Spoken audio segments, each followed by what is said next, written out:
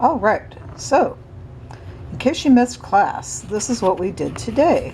I set this experiment up last night using eggs, regular old raw in the shell chicken eggs. And I had several of them that I treated in different ways. Here is one of the treated eggs. All right, I'm going to set it down next to what the egg used to look like before I treated it. Here you go. Here it is.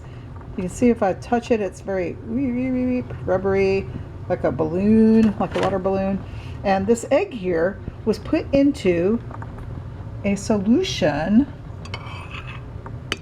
that has actually dissolved its shell. It was put into a vinegar solution.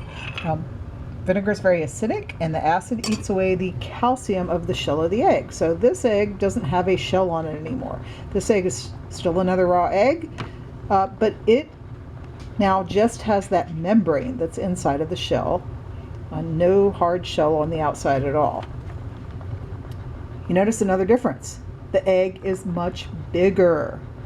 So something happened to the egg in addition to its shell dissolving. This egg actually swelled up because water moved from the vinegar solution across the membrane into the egg. Think about it this way. Is an egg more or less watery than vinegar?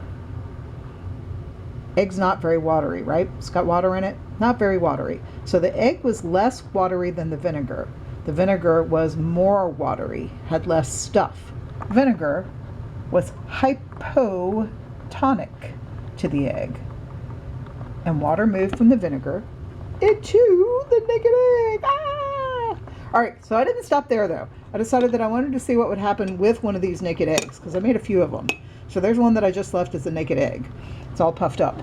Here is my other experiment that I ran. I have a cup with another cup in it holding the egg down. So let's check out this top cup here. So I put one of the rubbery naked eggs in here that had swelled up from being in the hypotonic solution where water moved into the less watery egg. I put that really watery egg into something that was not very watery. I put the really watery egg into some corn syrup, which is very thick and gloopy, as you can see. This is not a very watery solution. Look at it. It's very thick and gloppy.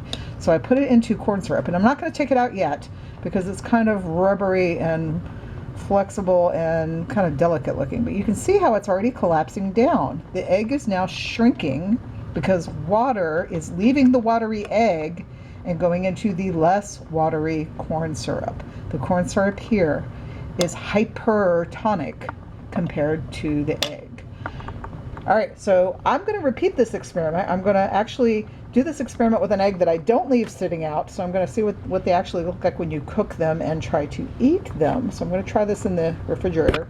But I'm also going to do something with this egg. Once this egg shrinks down enough, I'm going to try to puff it back up again. And this time y'all challenged me to try to puff it up with a hypotonic solution again. But this time, instead of using watery vinegar, I'm going to use watery water with some food coloring in it and see what happens to my egg once it's shriveled up. And then I puff it up again and see if I can get the color to go in as well. So that's my update on the experiment. I'll be doing some updates, some photos, maybe even videos later on this weekend to just show you what happens with this egg as I leave it in the corn syrup and then put it into the hypotonic water and food coloring solution. All right, come back and look in our class to see the update. And Thursday, of course, photo bombs. Wouldn't be a class without Thursday photo bombing.